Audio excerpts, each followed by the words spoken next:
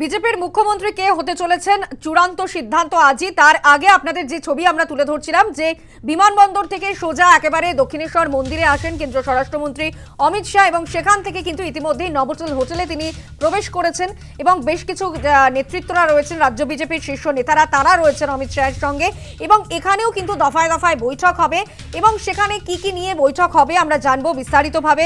আমাদের সঙ্গে রয়েছেন আমাদের প্রতিনিধি প্রীতি পাত্র। প্রীতি, নভোটেল হোটেলে ইতিমধ্যেই প্রবেশ করেছেন কেন্দ্রীয় স্বরাষ্ট্রমন্ত্রী অমিত শাহ, রাজ্য বিজেপির শীর্ষ নেতৃত্ব তারাও রয়েছেন।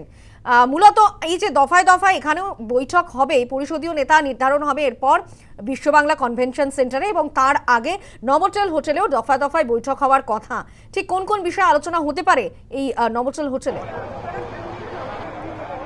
দেখো, এখন মূলত যে বিষয়টা তাদের আলোচনার পর্ব যে পরিষদীয় নেতা কে হতে চলেছে, অর্থাৎ বাংলার আগামীর মুখ্যমন্ত্রী কে, তা কিন্তু আজকের যে বৈঠক সেই বৈঠক থেকেই ঠিক হতে চলেছে। তবে দেখা যায় কিছুক্ষণ আগেই অমিত শাহ তিনি কিন্তু নভোটেলে প্রবেশ করেন এবং যেখানে একদিকে যেমন শ্রমিক ভট্টাচার্য তিনি উপস্থিত ছিলেন, শুভেন্দু অধিকারী এবং তার গাড়িতেই উপস্থিত ছিলেন এবং তার পাশাপাশি দেখা যায় নিশীথ প্রামাণিক তিনিও কিন্তু উপস্থিত হয়েছে এবং যেটা জানা যাচ্ছে যে শুধুমাত্র মুখ্যমন্ত্রী কে হবে সেই বিষয়ে কিন্তু না, বাংলার ভবিষ্যৎ কি হতে চলেছে, অর্থাৎ সরকার গঠনের পর কোন পথে এগোবে বাংলা বা তাদের কি স্ট্র্যাটেজি রয়েছে সমস্ত কিছু নিয়ে কিন্তু আলোচনা হবে এই নভোটেলে, এমনটাই কিন্তু ইতিমধ্যে সূত্র অনুসারে জানা যাচ্ছে। এবং তারপরে এখান থেকেই বিকেল 4টের সময় অমিত শাহ তিনি একেবারে বিশ্ব বাংলা যে কনভেনশন সেন্টার সেখানে যাবেন, সেখানে কিন্তু পরিষদীয় দলের বৈঠক রয়েছে, সমস্ত বিজয়ী বিধায়করা তারা সেখানে উপস্থিত হবেন এবং সেই বৈঠক থেকেই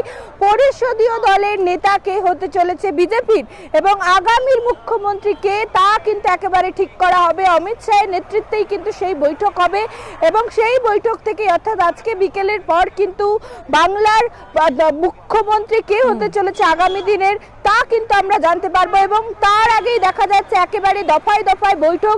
প্রথমে অমিত শাহ তিনি একেবারে আমরা দেখি বিমানবন্দরে নামেন, সেখানে একেবারে কর্মী সমর্থকদের সঙ্গে তিনি একেবারে শুভেচ্ছা বিনিময় করেন, তারপরেই কিন্তু দক্ষিণেশ্বরে চলে যান, সেখানে পুজো দেন, অর্থাৎ কালকে শপথ গ্রহণ তার আগেই কিন্তু একেবারে দক্ষিণেশ্বরে পুজো দিয়ে আজকের যে পুরো জার্নি সেই জার্নি তিনি শুরু করেন।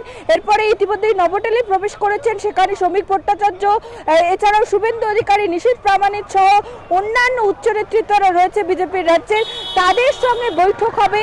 অর্থাৎ বাংলার ভবিষ্যৎ কি, কোন পথে চলবে বাংলার বিজেপি সরকার, একদিকে সেই বিষয়ে যেমন আলোচনা হবে, তার পাশাপাশি বিকেল 4টের সময় পরিষদীয় দলের বৈঠক রয়েছে, সেখানে কিন্তু বিজয়ী বিধায়করা তারা উপস্থিত থাকবেন এবং দীর্ঘ সময় ধরে আলোচনা চলবে এবং সেখান থেকেই বাংলার আগামীর মুখ্যমন্ত্রী কে বা বিজেপি পরিষদীয় দলের নেতা কে হতে চলেছে সেই বিষয়ে কিন্তু চূড়ান্ত সিদ্ধান্ত নেওয়া হবে। একদমই প্রীতি, তুমি যেমনটা বলছিলে যে এই যে নভোটেল হোটেলে কেন্দ্রীয় স্বরাষ্ট্রমন্ত্রী অমিত শাহ তিনি পৌঁছেছেন, শ্রমিক ভট্টাচার্য রয়েছেন, শুভেন্দু অধিকারী রয়েছেন এবং সেখানে বিজেপি বা সরকার গঠনের পর তারা কোন পথে এগোবে এবং বাংলাকে কোন পথে এগিয়ে নিয়ে যাবে, তাদের স্ট্র্যাটেজি কি হতে চলেছে, রণকৌশল, তারা পুরোটাই কিন্তু এই সমস্ত বিষয় নিয়ে আলোচনা হতে পারে। এই নভোটেল হোটেলে দফায় দফায় বৈঠক হবে এবং এরপরেই বিকেল 4টে নাগাদ বিশ্ব বাংলা কনভেনশন সেন্টারে সেখানে পরিষদীয় দলের বৈঠক হবে এবং পরিষদীয় দলনেতার নামই সেখানে চূড়ান্ত হবে আর এই পরিষদীয় দলনেতা হবে আগামী দিনের মুখ্যমন্ত্রী। আপাতত ধন্যবাদ প্রীতি তোমায়। আমরা কথা বলছিলাম, সরাসরি ছিলেন আমাদের প্রতিনিধি প্রীতি পাত্র।